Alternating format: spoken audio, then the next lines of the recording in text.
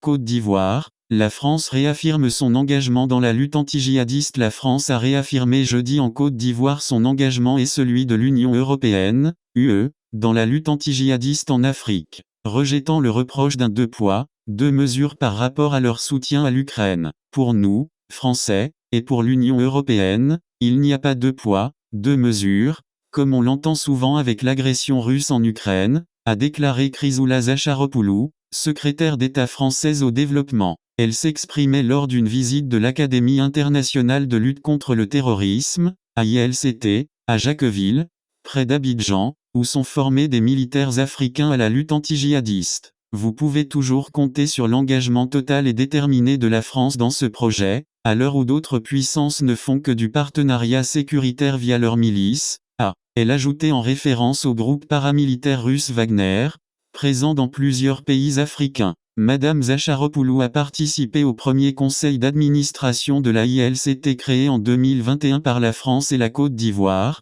ensuite rejoint par l'UE, l'Union africaine, UA, la Communauté économique des États d'Afrique de l'Ouest, CEDEAO, le Canada, les Pays-Bas, l'Espagne, l'Australie, la Suisse, et les États-Unis. Nous avons besoin de développer la formation, l'équipement, la recherche, d'augmenter les capacités d'accueil et d'ouvrir encore l'académie à de nouveaux pays, selon la secrétaire d'État. Nous avons avec cette académie une des armes les plus modernes, efficaces et durables, dans la lutte contre le terrorisme qui mine les pays du Sahel, le Mozambique et la Somalie, empêchant des centaines de millions de personnes de vivre sereinement, de se projeter et des régions entières de se développer, a-t-elle ajouté. En Afrique de l'Ouest, la Côte d'Ivoire est l'un des derniers partenaires de la France dans la lutte anti-djihadiste depuis le départ des troupes françaises du Mali et du Burkina Faso, exigé par leurs dirigeants, deux militaires putschistes, Assimi Goïta et Ibrahim Traoré, au pouvoir depuis 2020 et 2022 et confrontés aux violences djihadistes. Le Mali et le Burkina ont été exclus de la CEDEAO et de l'UA,